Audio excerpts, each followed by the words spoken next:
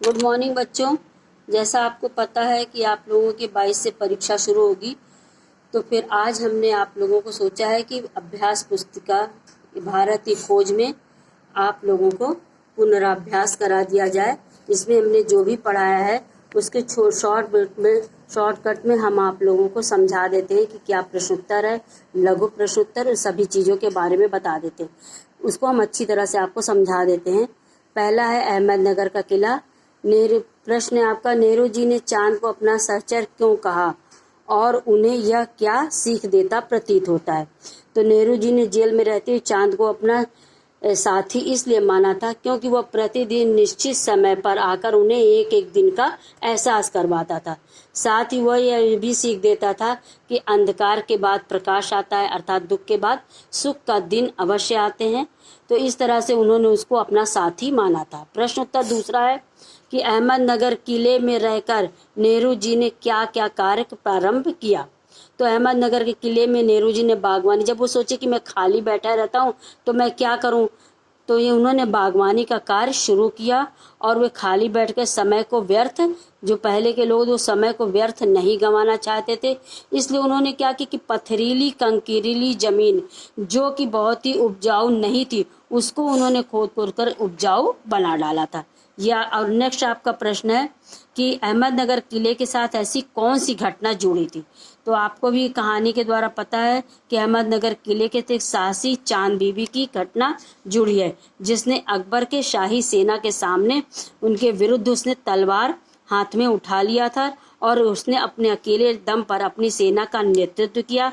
बाद में लेकिन उसके अपने ही एक आदमी ने उसकी हत्या कर दी थी।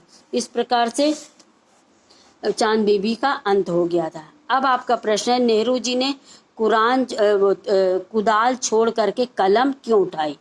तो नेहरू जी को जेल में खुदाई के दौरान क्या हुआ कि ऐसी जमीनें थी जिसमें उनको प्राचीन दीवारों के अवशेष, कुछ गुंबदों के टुकड़े मिले।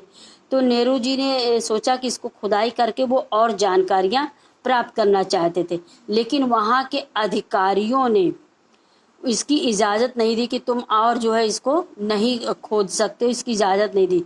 तो उन्होंने कुदाल छोड़ा, कहा कि जब इसके आगे हम इतिहास को और जान ही नहीं सकते, तो उन्होंने उसको छोड़ दिया और कलम उठा ली। और अब उनकी लेखनी यानी लिखने के कार्य पे तो कोई कुछ बोल नहीं सकता था, तो उन्होंने लेखनी के द्वारा लिख करके भारत की जनता के दिलों में राष्ट्र प्रेम की भावना जागृत करने का प्रयास किया कि किस तरह से हम अपने भारत की जनता को जगा सकते हैं। अब आपके कुछ लघु प्रश्न उत्तर हैं, उसको हम अच्छे से समझा देते हैं। अहमदनगर का किला पाठ कब और किसके द्वारा लिखा गया। तो आपका उत्तर होगा 13 अप्रैल 1944 को जवाहरलाल नेहरू द्वारा लिखा गया था। फिर दूसरा प्रश्न है, अहमदनगर किले में बंदी रूप में आने तक नेहरू जी कितनी बार जेल की यात्रा कर चुके थे। तो उस वहाँ तक जब वो नेहरू अहमदनगर किले में आए थे उस समय तक वो 8 बार जेल की यात्रा कर चुके थे। नेक्स्ट प्रश्न है, अहमदनगर के किले के साथ किस सुंदर महिला के साहस की कहानी जुड़ी है। तो अभी अभी आपको बताया कि चांद बीबी महिला की कहानी जो है उनके साहस की कहानी जुड़ी हुई है। अगला प्रश्न है, नेहरू जी द्वारा लेखन का काम शुरू करने का मुख्य उद्देश्य उनका क्या था।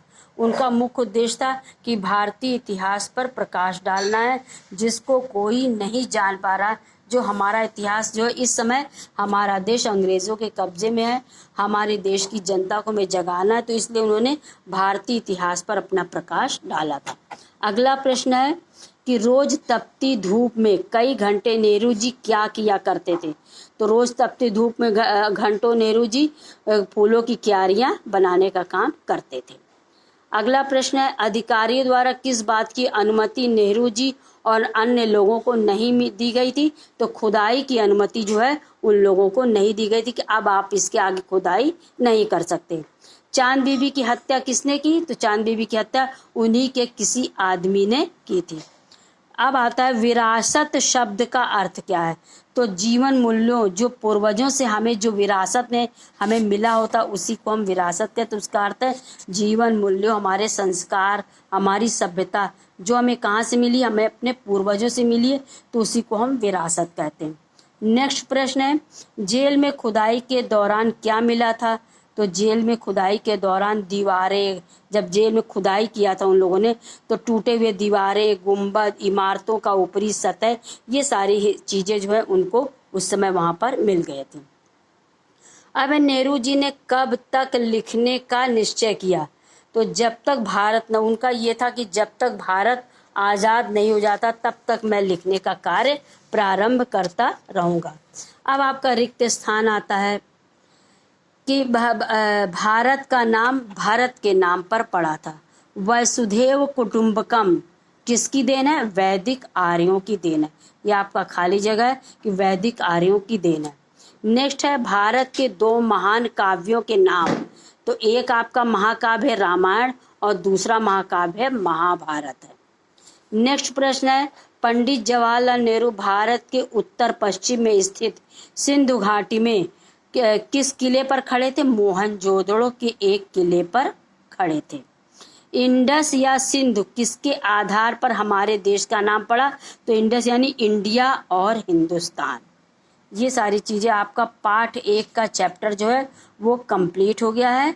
इस तरह से हमने आपको भारत की खोज के पहले पार्ट का आपका हमने ये पुनराभ्यास, इसका रिवीजन करवा दिया। इसको आप बहुत अच्छे से सुन लीजिएगा, जिससे आपको आगे पढ़ने में आसानी हो जाएगी और आपको कोई दिक्कत नहीं आएगी। ओके, थैंक यू बेटा।